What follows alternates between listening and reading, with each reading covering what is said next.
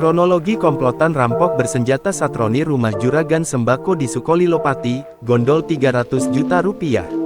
Nasib nahas dialami Zudi Usman, juragan grosir sembako di Desa Kedung Winong, Kecamatan Sukolilo, Kabupaten Pati. Dia menjadi korban perampokan pada Senin tanggal 20 Januari tahun 2025 dini hari. Pelaku membawa kabur uang ratusan juta rupiah setelah melukai Zudi. Peristiwa tersebut terjadi sekira pukul 1.30. Menurut keterangan kerabat korban, Abdul Jalil, pelaku diperkirakan berjumlah 3 orang. 2 orang sebagai eksekutor dan 1 lainnya menunggu di sepeda motor. Mereka masuk ke rumah Zudi setelah menjebol gembok di gerbang dan mendobrak pintu depan. Abdul Jalil mengatakan, istri Zudi sempat terbangun dan berusaha menutup pintu kamar saat melihat pelaku masuk ke dalam rumah. Namun, kemudian terjadi aksi saling dorong. Satu di antara pelaku kemudian menyerang menggunakan parang. Zudi yang berusaha melindungi sang istri pun mengalami luka di tangan dan kepala akibat sabetan senjata tajam.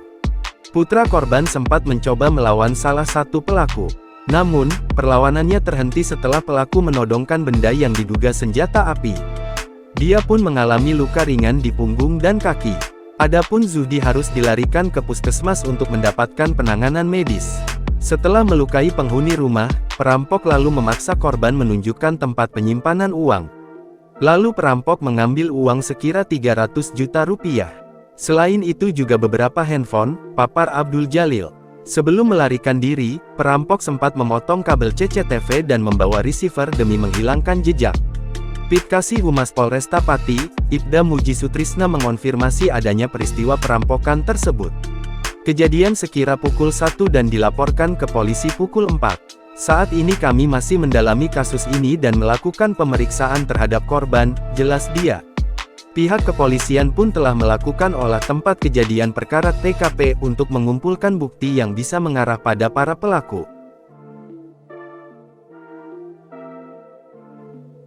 Download Tribun X sekarang, menghadirkan lokal menjadi Indonesia.